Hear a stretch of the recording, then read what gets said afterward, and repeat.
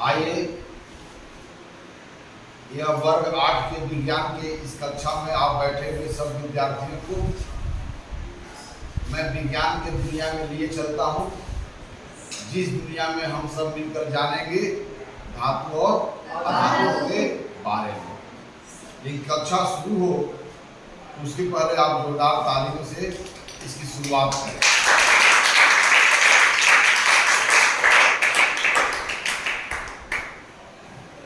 अब चलते हैं हम विज्ञान के दूसरा अध्याय में, जहां पर हमें जानना है धातु और अधातु के बारे में। पिछले अध्यायों में जीवन के मूलभूत इकाई कोशिकाओं के बारे में जाना, फिर यह जाना कि कोशिका कितने भागों में बटा हुआ है, उनके क्या क्या कार्य हैं, फिर उसके अंदर में केंद्रक के बारे में जाना, केंद्रक में पाए जाने वाले गुणसूत्रों के बारे में जाना, क्या जीव द्रव्य के बारे में जाना है ना, कोशिका द्रव्य के बारे में जाना, और पादप कोशिकाओं और जंतु कोशिकाओं में जो भिन्नता है, जैसे केंद्रक जो है जंतु कोशिका में मध्य में पाए जाते हैं, पादप कोशिकाओं में गुण पाए जाते हैं, इत्यादि सारी जानकारियों को हमने मतलब कि जीवन के मूलभूत इकाइयों के बारे में समझा। अब जो सेकेंड चैप्टर है उसमें हम लोग जानेंगे धातु और अधातु के बारे में। यह बहुत ही खूबसूरत चैप्टर है और इसके बारे में सबको जानना चाहिए। देखिए, किसी पाठ को पढ़ाने का दो उद्देश्य है। पहला उद्देश्य है समान उद्देश्य, अर्थात इतनी जानकारी आज के दुनिया में अगर है, इस धातुई युग में हमें सस्टेन करना है तो उतनी जानकारी सबको होनी चाहिए। फिर उसका होता है विशिष्ट उद्देश्य, अर्थात उस पाठ को पढ़ने के बाद ही वह जानकारी आपको प्राप्त हो सकता है।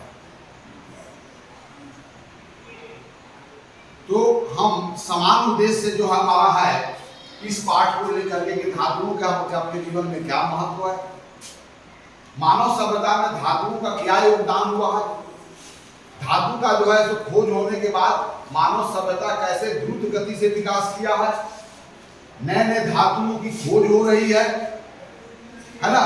हम चांद पर जा रहे हैं, वहां पर भी नए धातुओं की खोज कर रहे हैं, हर तरफ खोज चल रही है। आजकल एक रेयर मेटल है जिसको लेकर के आप आए दिन चाइना, अमेरिका, इन सब में आप विवाद आता रहता होगा। भारत भी इस दशा में खोज को तेज कर दिया है और समाचार पत्रों के द्वारा भी मिला है कि रेयर मेटल भारत के भी भूमि में है। खैर, मेरा कहने का मतलब यह था कि इन धातु के खोज से मानव की सभ्यता कितना प्रभावित हुआ है। लोहा का आविष्कार, चांदी का आविष्कार इत्यादि होने से हमें कितना सुविधा इससे अपने कार्यों को करने में मिला है, इत्यादि जो समझ है, ये सब इस पाठ का समान उद्देश्य है। इसमें धातुओं का महत्व, मानव सभ्यता में धातु का योगदान तथा नए नए धातुओं की खोज तथा उनका वैश्विक समस्या समाधान में उपयोगिता और ऐतिहासिक दृष्टिकोण, इस सब इस पाठ को पढ़ाने का समान उद्देश्य है। विशिष्ट उद्देश्य क्या है?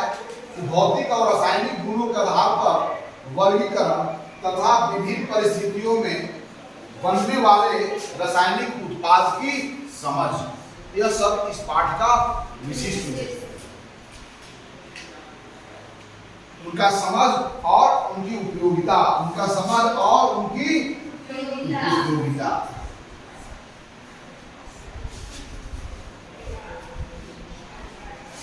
तो चलिए मैं पाठ को आरंभ करूं, तो क्या आप मुझे इसको डिलीट करने की अनुमति दे रहे हो? चलो आओ डिलीट कर दो। धातु और अधातु। धातु क्या है और अधातु क्या है?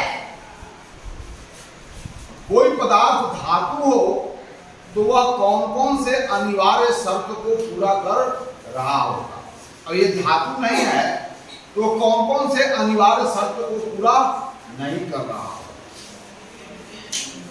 क्यों किसी कार्य में खास धातु का ही प्रयोग किया जाता है और क्यों किसी कार्य में अधातु का ही प्रयोग किया जाता है। हमारे संसार में प्रकृति ने अनेकों प्रकार के पदार्थ दिया है और संसार में कोई ऐसा पदार्थ नहीं है जो हमारे लिए अभिशाप हो। सभी पदार्थ वरदान के रूप में हमारे जीवन को चलाने के लिए हमारे जीवन में धातु का भी उतनी ही उपयोगिता है जितनी अधातु का उपयोगिता है। लेकिन विशिष्ट विशिष्ट कार्यों में विशिष्ट विशिष्ट धातुओं और धातुओं को उपयोगिता इस बात पर निर्भर करता है कि हमारा समस्या क्या है तथा उस धातु और अधातु में कौन सा गुण विद्यमान है। तो आइए हम धातु और अधातुओं के बारे में समझें। आपको तो पता है, इतिहास पढ़ते हैं, मानव आदिकालीन मानव जब वह आवास निर्माण करना नहीं जानता था, जब वह खेती करना नहीं जानता था, तब उसका जीवन जंगल में घुमंतु जीवन था। फिर बाद में खेती करना सीखा, बाद में वह जो है सो घर बनाना सीखा। लेकिन प्रारंभ में जब धातु की खोज नहीं हुई थी तो मनुष्य जंगल में भी शिकार करता होगा तो उसे हथियार की जरूरत होगी। तो उस समय के हथियार या जो भी औजार थे जीवन चलाने के लिए, जो औजार उस समय आवश्यकता थी, सभी औजार किससे बने हुए थे? पत्थरों से। तो पत्थरों से बने होने के औजार, उनके धार जो है उतने तेज नहीं होते हैं जितने धातु के होते हैं। उन्हें बड़ी मुश्किलों का सामना करना पड़ता होगा। यदि किसी जंतु का शिकार करते होंगे तो बड़ी मुश्किल से कर पाते होंगे। मिट्टी को भी खोदना होगा तो बड़ी मुश्किल से खोद पाते होंगे। अब समझो, जब मनुष्य को धातु की खोज हुई, मनुष्य को धातु के बारे में जानकारी हुई और उन पत्थरों के बदले में अब धातुओं से बने हुए औजारों का प्रयोग करने लगे, तो मनुष्य का कितना कार्य आसान हो गया। अर्थात मनुष्य के जीवन में धातु के खोज ने एक बड़ी क्रांति लाई, ना? तो फिर उसके इतिहास पढ़ते हो तो धातु का खोज है, उसमें भी है धातु युग में पहला लौह युग, ताम्र युग, कांस्य युग, है ना। इस तरह से लौह युग की शुरुआत अभी हुई है, पहले ताम्र युग का शुरुआत हुई थी। तो यह जाकर के पता करो कि सबसे पहले मनुष्य ने किस धातुओं की खोज की। आप लोग कल पता करके आओगे, मनुष्य ने सबसे प्रथम किस धातु की खोज की। ये रही धातुओं की खोज के होने के बाद हमारे सभ्यता में होने वाले बहुत बड़ी परिवर्तन। इसलिए जिसने हमारी सभ्यता में परिवर्तन लाया, जो हमारे कार्यों को आसान किया, निश्चित रूप से उसके बारे में हमें जानना चाहिए। तो हम धातु और अधातु के बारे में क्यों जानेंगे? क्योंकि इनकी खोज से हमारे सभ्यता में बहुत तेजी से क्रांति आई और परिवर्तन हुआ। इस कारण अब आज भी अपने दैनिक जीवन में बहुत सारे ऐसे वस्तुओं का उपयोग करते होंगे जो धातु का बने हैं। तो हमारे मन में यह सवाल उठता है कि खाने बनाने वाले बर्तन आखिर धातु के क्यों बने होते हैं? बनाने वाले बर्तन के जो मुट्ठे होते हैं, हैंडल, वो लकड़ी या प्लास्टिक का क्यों बने होते हैं? बहुत सारी बातें हैं। तो धातु का हमारे जीवन में कितनी उपयोगिता है, इस बात को हम जानते हैं। तो आइए उस अधातु और धातुओं के बारे में हम विस्तार पूर्वक चर्चा करें। हम कैसे कह पाएंगे हमारे हाथ में यह चौक धातु है अथवा अधातु? यह डस्टर जो है यह धातु है या अधातु? टेबल का जो ऊपरी पृष्ठ है यह धातु है या अधातु? आप धातु है या अधातु? तो धातु और अधातु किसे कहते हैं? धातु होने के लिए कौन सा गुण उसमें होना चाहिए और अधातु होने के लिए कौन सा गुण होना चाहिए? तो आइए हम धातु और अधातु के भौतिक गुणों की चर्चा करते हैं। भौतिक गुणों के आधार पर हम पदार्थों को वर्गीकरण करेंगे, धातु और अधातु। तो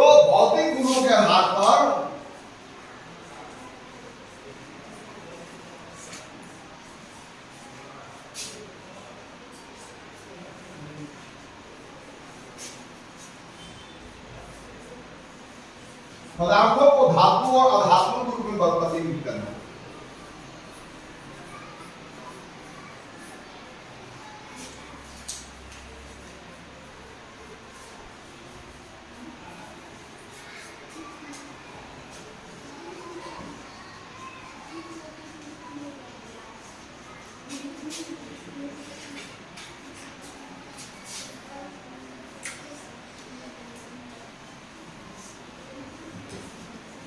Yes. अब हम पदार्थों का वर्गीकरण भौतिक गुणों के आधार पर करेंगे, फिर पदार्थों का वर्गीकरण हम रासायनिक गुणों के आधार पर करेंगे।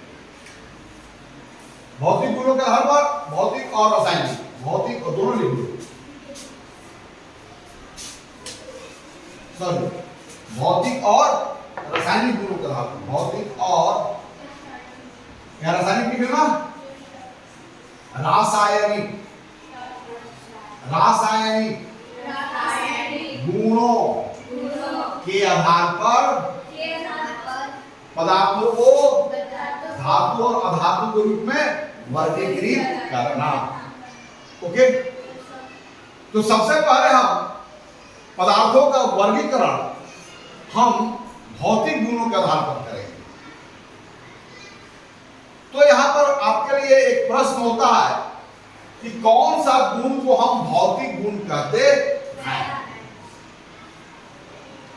अक्सर बच्चे जब भौतिक गुण की बात आता है तो 4-5 गुण को बोल देते हैं, लगता है कि इन वाक्यों को बोल देने से वो भौतिक गुण हो गया। नहीं, भौतिक गुणों के आंतरिक समझ को पैदा करें, किस गुण को भौतिक गुण कहा जाता है और कैसे गुणों को रासायनिक गुण कहा जाता है।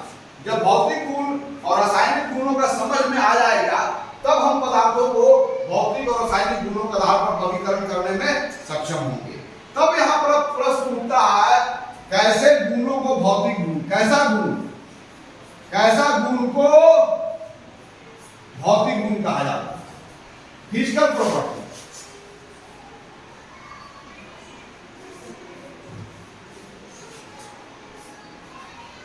यह प्रश्न है, कैसा गुण को भौतिक गुण कहा जाता है, यानी किसी पदार्थ के द्वारा वह कौन सा सत्य धारण किया गया हो जिस सत्य को भौतिक सत्य कहा जाएगा या भौतिक गुण, physical property.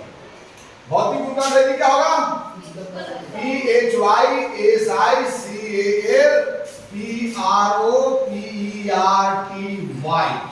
physical property. What kind of properties are said to be physical properties? Physical. अब चलिए कैसे इन प्रश्नों का इसकी समझ बड़ी आसान से आपके अंदर में हो जाएगा जब इन बातों को ऐसे समझना शुरू करें। भौतिक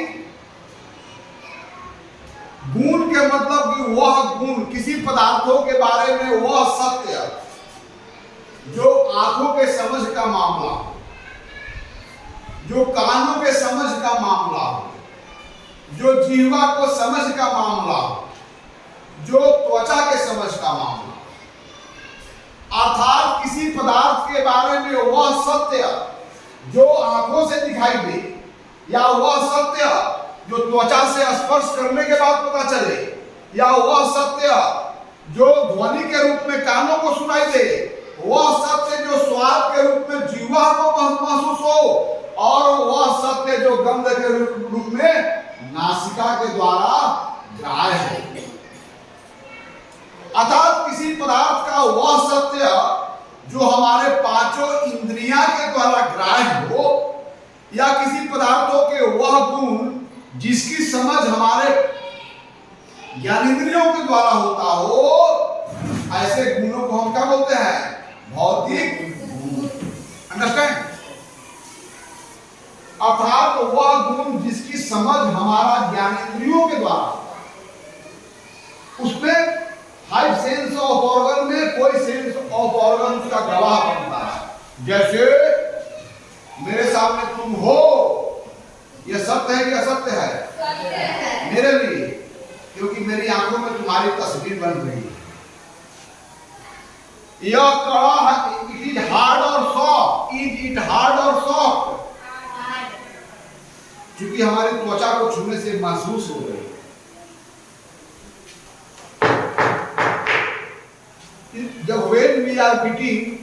When we are beating your table with this duster, sound is coming to my eyes. तो पीटने के बाद ध्वनि उत्पन्न होता है, यह जो समझ है किसके द्वारा उत्पन्न हो रहा है? कान। यानी किसी पदार्थ के बारे में जो समझ हमारा ज्ञानेंद्रियों के द्वारा होता है, उसी समझ को हम लोग बोलते हैं भौतिक समझ। और उसमें जिन गुणों का जानकारी ज्ञानेंद्रियों के द्वारा हुई, उन्हीं गुणों को आप क्या बोलते हैं? भौतिक गुण। जैसे चौक जो है, यह चौक उजला है। चौक कैसा है? उजला। ये आंखों से पता चला ना। चौक कड़ा है, ये कैसे पता चला? छूने से। चौक कैसा है? जो भी हो, इसका स्वाद कैसा है? अच्छा नहीं है। स्वाद अच्छा नहीं है, मैं कड़वा है, मीठा, जो भी हो, मैं टेस्ट नहीं किया हूँ। खैर बेस है, बेस का टेस्ट कैसा होता है? कासा होता है, कसाइन होता है ना। तो मैं कह रहा हूँ कि यह उजला है, यह कड़ा है, क्या यह स्वाद में कसाइन है, इत्यादि इत्यादि जो भी बात कर रहा है, इसके किस गुणों के बारे में बात कर रहे हैं? क्योंकि यह सब जितने भी चीजें हैं सत्य बात है, इन सत्य का साक्षात्कार अपने ज्ञानेंद्रियों के द्वारा किया जा सकता है। इस कारण ऐसे गुणों को क्या बोलते हैं? भौतिक गुण। इसमें लंबाई है, इसमें चौड़ाई है, इसमें ऊंचाई है, इसमें भार है, इसमें आयतन है, यह सब है कि नहीं है? ये सब हमारे ज्ञानेंद्रियों की मामला है, ज्ञानेंद्रियों की मामला नहीं है। इसमें लंबाई है, देख सकते हैं, नाप सकते हैं, इसमें ज्यादा है कम है ये भी बता सकते हैं, इसमें चौड़ाई है, ऊंचाई है, इसमें आयतन है, इसके प्रत्येक पृष्ठ का एरिया है, यह कड़ा है, यह उजला है, इत्यादि इत्यादि। तो ऐसे जब हम गुणों की चर्चा कर रहे हो किसी पदार्थों की, तो कौन सा गुणों की चर्चा कर रहे हैं हम लोग? भौतिक गुण। तो पहले समझ लिया जाए कि भौतिक गुण होता क्या है। अच्छा, यह कमरा लंबा है,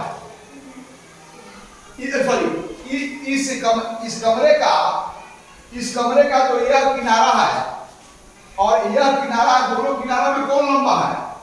यह किनारा कि यह किनारा? यस। तो यह किनारा, इस किनारा, चूंकि इसमें लंबाई है, इसकी किस गुणों की चर्चा कर रहे हैं हम लोग? इसमें भी लंबाई है, इस किनारे में किसकी चर्चा कर रहे हैं हम लोग?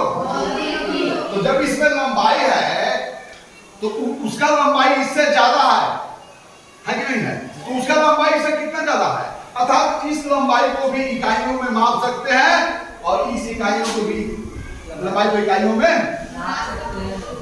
अर्थात भौतिक गुण वह गुण जिसको मापा जा सकता है।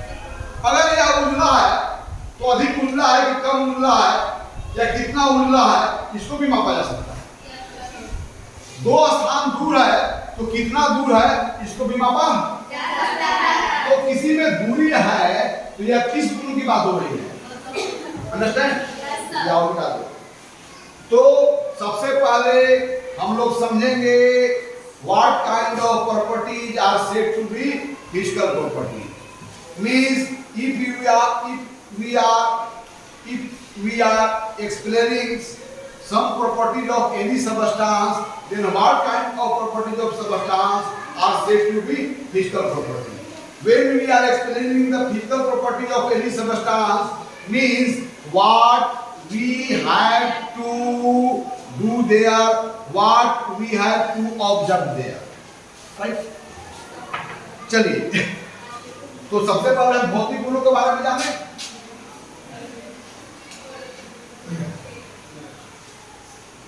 कोई चीज, चाय गर्म है, चाय ठंडा है, तो चाय के किन गुणों की चर्चा कर रहे हैं हम लोग? चाय मीठा है, चाय ज्यादा नहीं मीठा है, यह खट्टा है, वह तीता है, कौन सा गुणों की बात कर रहे हैं? यस। पूरी बहुत मुलायम है, यह पूरी कड़ा है, यह पूरी मुलायम है, यह पूरी तो बहुत ही मुलायम है। तो पूरी के हम किस गुणों की चर्चा कर रहे हैं? इसलिए भौतिक गुण क्या है? किसी पदार्थ का वह गुण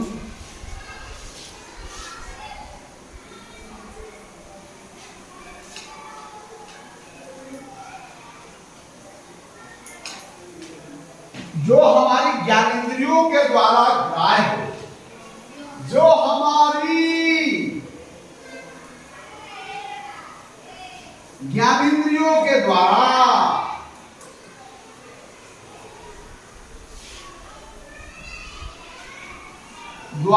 ग्राह्य हो,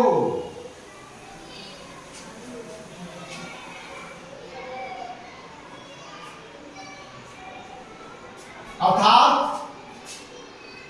ज्ञानेंद्रियों के पकड़ हो, यानी ज्ञानेंद्रियों के पकड़ के अंदर हो, ग्राह्य मतलब हो, उसे क्या कहा जाता है? भौतिक गुण।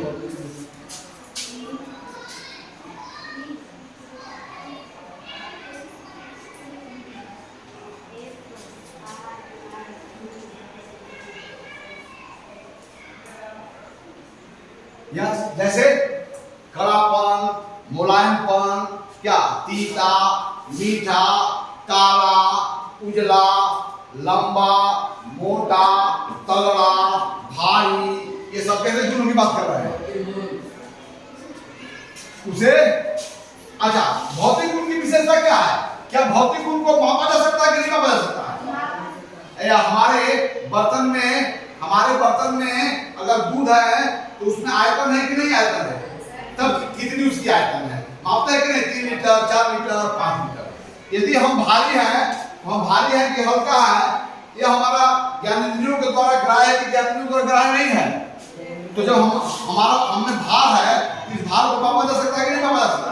चलिए, अब तो यह वैज्ञानिक अर्थ में वह गुण जिसको मापा जा सके उसे हम लोग क्या कहते हैं? तथा ऐसे गुणों को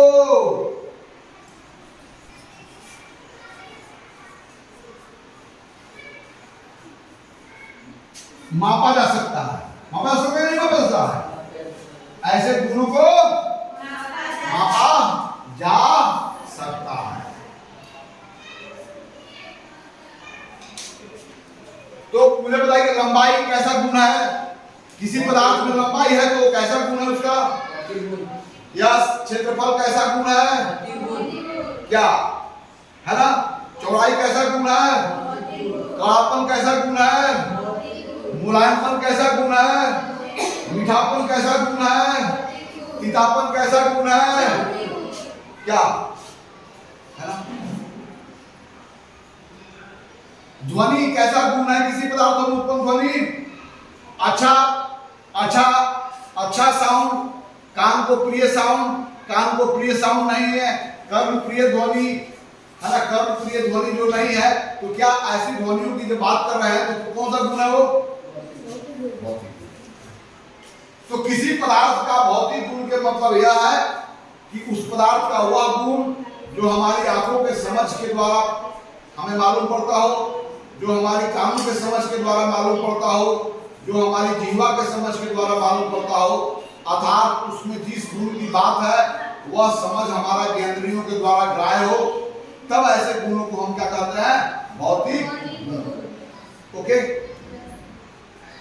अब देखो ना, किसी पदार्थ को जब गर्म करते हैं, जब पानी को हम गर्म करते हैं तो क्या क्या होता है? पानी खौलने लगता है। पानी ठंडा भी करेंगे तो क्या होगा? बर्फ बन जाएगा। तो ये सब है, पानी का कुछ बॉइलिंग पॉइंट होता है, पानी का फ्रीजिंग पॉइंट होता है। पानी इतना टेम्परेचर पर आइस बन जाएगा, इतना टेम्परेचर पर वह लिक्विड में होगा, इतना टेम्परेचर पर वह गैसीय स्टेट को फॉर्म कर लेगा। तब हम पानी की सब कौन सी गुणों की चर्चा कर रहे हैं? क्लियर? Very fine. तो मैं मिटा दूं? तो वह गुण जो हमारा इंद्रियों के द्वारा ग्राह्य, जैसे मैं कह रहा हूं कि यह ब्लैक चेयर है, कैसा गुणों की बात कर रहा हूं? इसको इसको दबाने पर यह थोड़ा सा बेंड हो रहा है, कैसा गुण का है? भौतिक गुण। यह बहुत ही हार्ड है, कैसा गुणों की बात हो रही है? भौतिक गुण। क्या इसको पीटने के बाद रिंगिंग टोन पैदा नहीं हो रहा है, कैसा गुण है? भौतिक गुण।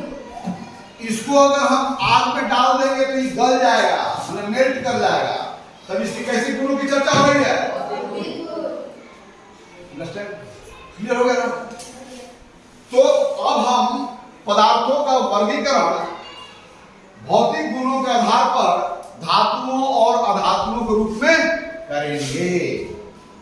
अर्थात किसी पदार्थ को धातु होने के लिए उसमें कौन सा भौतिक गुण होना चाहिए। अब कोई पदार्थ यदि धातु नहीं है तो उसमें वह भौतिक गुण गायब होना चाहिए। अर्थात इन भौतिक गुणों को पदार्थों के कैरेक्टरिस्टिक प्रॉपर्टी के रूप में देखें। अर्थात भौतिक गुण ही पदार्थों के चरित्र को निर्धारित करेगा कि दिया गया पदार्थ धातु है अथवा अधातु है। तो एक कैरेक्टरिस्टिक प्रॉपर्टी के रूप में इसको देखेंगे। लेकिन सभी भौतिक गुण कैरेक्टरिस्टिक प्रॉपर्टी नहीं होते हैं पदार्थों के। कौन से भौतिक गुण पदार्थों के चारित्रिक गुण होंगे?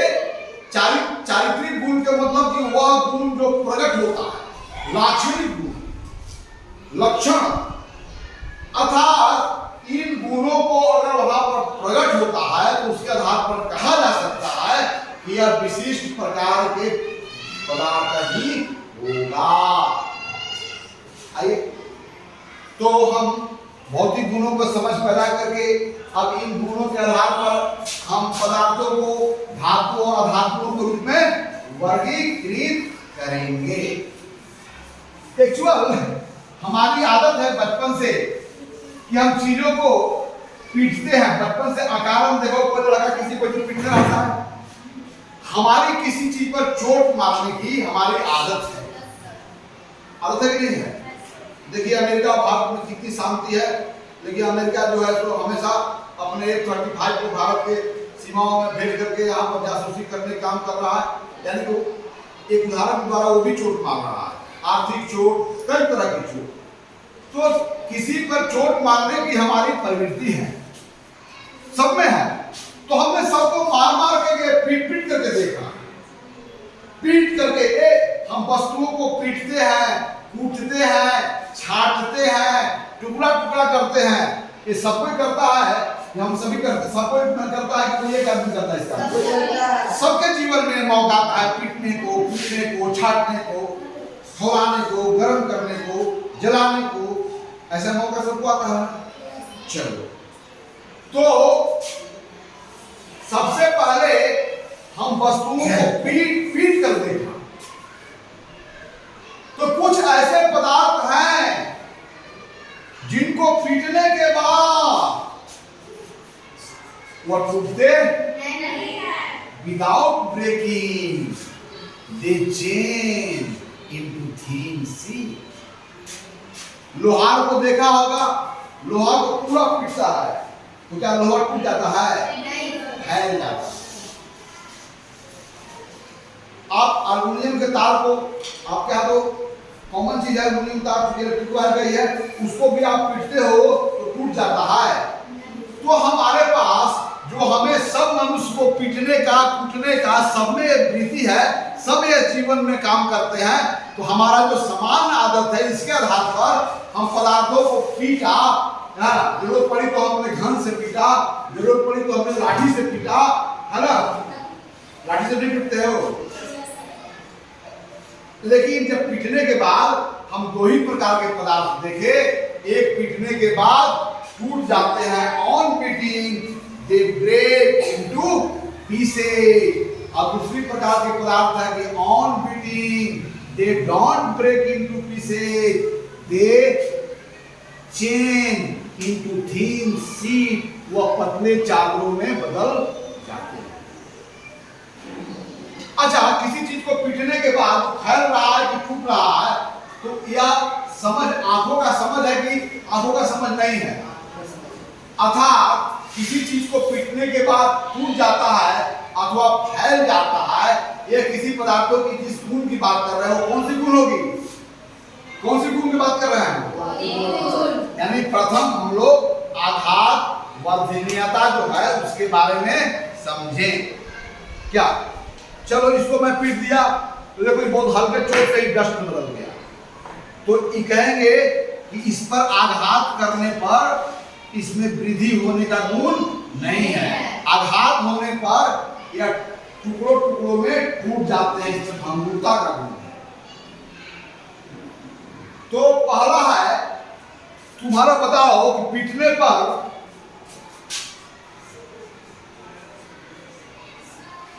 न टूटे,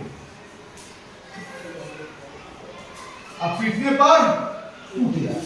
चलो अगर इसको पीटा जाए लकड़ी को, क्या होगा? इसका टूट जाएगा, राइट? अगर मैं इसको पीटूं तो क्या होगा? टूट जाएगा। टूट जाएगा ना? Yes sir. प्लास्टिक को मैं पीटूं तो क्या होगा? टूट जाएगा।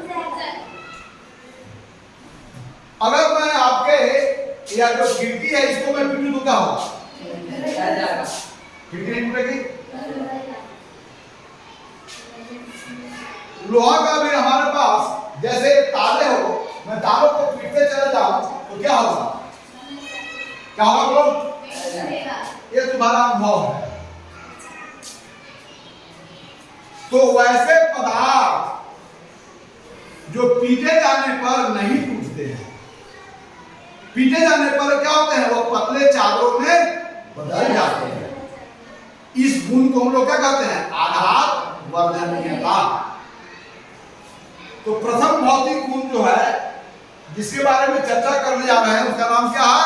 आघात वर्धनीयता। कौन सा गुणों की चर्चा करने जा रहे हैं हम लोग? आघात वर्धनीयता। तो अब मुझे बताओ कि वैसे पदार्थ आघात वर्धनीयता पीटे जाने पर बिना टूटे पतले चादरों में परिवर्तित हो जाना क्या बोलते हैं? आघात वर्धनीयता। पहला चैप्टर है आघात वर्धनीयता। नहीं, पहला गुण नहीं है, पहला गुण है दिखावट। चलो मैं इसकी चर्चा कर दिया तो चल कर देता हूं। आघात आघात वर्धनीयता क्या है? आघात वर्धनीयता, ठीक है। मैलिएबिलिटी, इसका बोलते हैं लोग मैलिएबिलिटी, मैलिएबल, मैलिएबिलिटी। क्या इसको बोला जाता है? मैलिएबिलिटी।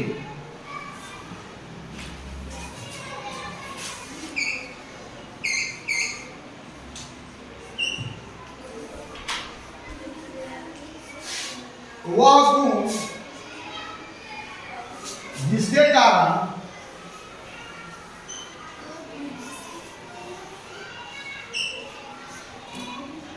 पीटे जाने पर, वह गुण जिसके कारण पीटे जाने पर बिना टूटे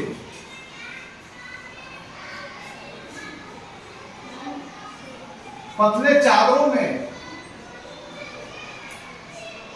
थीन सीट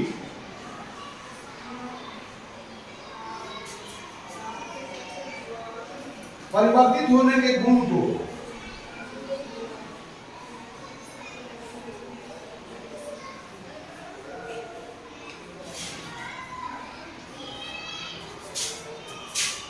आघात वर्धनीयता कहते हैं।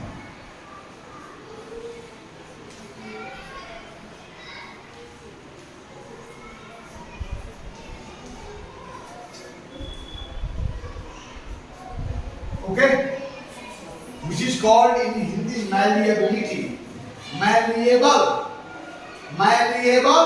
malleability। तो हम इन गुणों के आधार पर हम देखेंगे कि कौन से पदार्थ है जो बिना चोट करने पर, पीटे जाने पर, बिना टुकड़ों में टूटे वह पतले चादरों में परिवर्तित हो जाते हैं, अब एक वैसे पदार्थ मिलेंगे जिसको पीटने के बाद वह चूर चूर हो जाते हैं। They break into small pieces. Okay, तो वह पदार्थ जो आघात वर्धनीयता का गुण रखता होगा वह कौन सा पदार्थ होगा? मेटल। धातु होने के लिए प्रथम शर्त है कि उसमें आघात वर्धनीयता का गुण होना चाहिए। अगर वह आघात वर्धनीयता का गुण नहीं प्रकट कर रहा है, हमें आंखों को नहीं दिख रहा है, तब वह निश्चित है कि मेटल नहीं है ना, वह भंगुर पदार्थ है। तो आज इस के क्लास में हम लोग धातु और अधातु पाठ का नींव रखी है, जिसके बारे में अभी तक इतना जाना आज तो प्रारंभ ही हुआ है। तो हम लोग अगली कक्षाओं में किसी पदार्थों को वह सभी भौतिक गुण जो उसे निर्धारित करते हैं कि यह धातु है, उन सभी गुणों के बारे में हम लोग जानेंगे। लेकिन प्रथम पदार्थों के भौतिक गुणों के बारे में हम लोग जानने का प्रयास कर रहे हैं। अब आज का क्लास इसी बात पर समाप्त हो गया कि भौतिक गुण क्या है, भौतिक गुण के बारे में हम कैसे बात करते हैं, भौतिक गुणों की जानकारी में हमारी इंद्रियां कैसे गवाह बनती है, अर्थात वह गुण या वह सत्य जिसके बारे में प्रत्यक्ष रूप से हमारी ज्ञानेंद्रियां गवाही देती हो, वैसे गुणों को हम भौतिक गुण कहते हैं। आदि की जानकारी के साथ फिर अगली कक्षाओं में इसके बारे में विस्तार